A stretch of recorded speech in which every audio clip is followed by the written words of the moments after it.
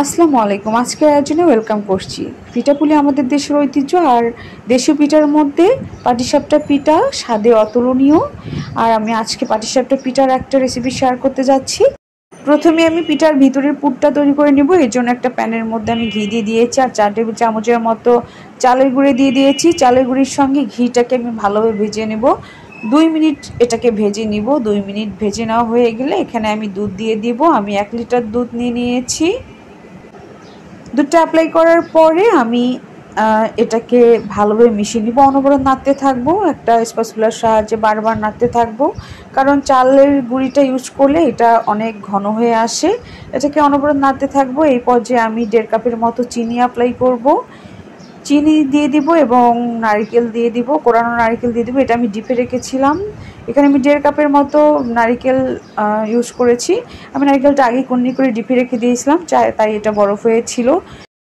আর নারকেলটা আগে থেকে কুন্নি করে রেখে দিলে কষ্টটাও কমে আসে আর রান্নাটাও সহজ হয়ে যায়। তাই আমি এই টিপসটা সবসময় ফলো করি।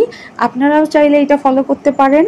তারপরে আমি সবগুলো উপকরণকে অনবরত নাড়বো, আর এটার ঘনত্বটা কমে আসলে আমি বুঝে যাব যে আমার খিসাটা রেডি হয়ে গিয়েছে। আপনি যদি একটা পারফেক্ট খিসা তৈরি করতে চান তাহলে চুলার হিট লো হিটে রেখে আপনাকে ধৈর্য সহকারে এটা করতে হবে। এই পর্যায়ে আমি খিসাটাকে একটা বাটির মধ্যে নামিয়ে নিলাম। তারপর আমি এটাকে সাইডে রেখে দিব। এখন আমি পিঠার জন্য ডোটা তৈরি করব। এজন্য আমি একটা বাটির মধ্যে চালের গুঁড়ি 2 কাপ নিয়ে নিয়েছি, ময়দা 1 কাপ নিয়ে নিয়েছি, লবণ স্বাদ মতো দিয়ে দিব। তারপর একটা হ্যান্ড বিটারের সাহায্যে আমি সবগুলো উপকরণকে একসঙ্গে মিশিয়ে নিব। এই পর্যায়ে আমি এখানে 1 কাপ ঝোলা খেজুর গুঁড়ি ইউজ করব। তারপর এখানে পানি দিয়ে আমি সবগুলো উপকরণকে একসঙ্গে মিশিয়ে বেটারটাকে প্রিপেয়ার করে নিব। বেটারটাকে অনবরত এভাবে নাড়তে থাকতে হবে। আমি দ্বিতীয় স্টেপে পানি অ্যাপ্লাই করব। আপনারা যখন এটা রেডি করবেন তখন অবশ্যই বুঝতে পারবেন যে আপনাকে কয় স্টেপে কতটুকু পানি অ্যাপ্লাই করতে হবে। ব্যাটারটাকে আমি এভাবে অনবরত ফেটিয়ে নিব। আর ফেটিয়ে নেওয়ার এক পর্যায়ে ব্যাটারটা কখন রেডি হয়েছে এটা নিজের থেকে চেক করে নিতে হবে। তো আমি ব্যাটারটাকে অনবরত নাড়ছি, আর এটা না পাতলা না ঘন হয়েছে, তার মানে আমার ব্যাটারটা রেডি হয়ে গিয়েছে। এই পর্যায়ে আমি একটা চামচের সাহায্যে আপনাদের দেখিয়ে দিচ্ছি ব্যাটারের ঘনত্ব ঠিক আছে।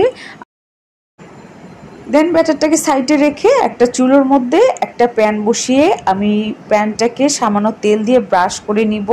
এটা সামান্য হিট হয়ে আসলে আমি একটু করে ব্যাটার নিব আর প্যানের মধ্যে দিয়ে দিব, আর যাতে এটা চারিদিকে ছড়িয়ে যায় এই জন্য আমি প্যানটাকে এভাবে ঘুরিয়ে ঘুরিয়ে নিব।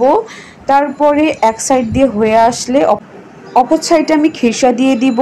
খিসার পরিমাণটা খুব বেশি করে দেওয়া যাবে না, আমি লম্বালম্বিভাবে অল্প করে অ্যাপ্লাই করব। তারপর এক সাইড থেকে এভাবে পেঁচিয়ে পেঁচিয়ে অপর সাইডে গিয়ে শেষ করব। তারপরে পিঠাটাকে একটু এপাশ ওপাশ করে ভেজে নিব। সেম ওয়েতে আমি সবগুলো পিঠাকে ভেজে নিব। এর আগে যারা পাটিসাপটা পিঠা তৈরি করেনি, যাদের কাছে এটা খুব কঠিন একটা রেসিপি মনে হয়, তারা অবশ্যই আমার এই ভিডিওটা দেখে হুবহু এভাবে ট্রাই করেন, তাহলে খুব সুন্দর একটা পাটিসাপটা পিঠা বানাতে পারবেন ইনশাল্লাহ।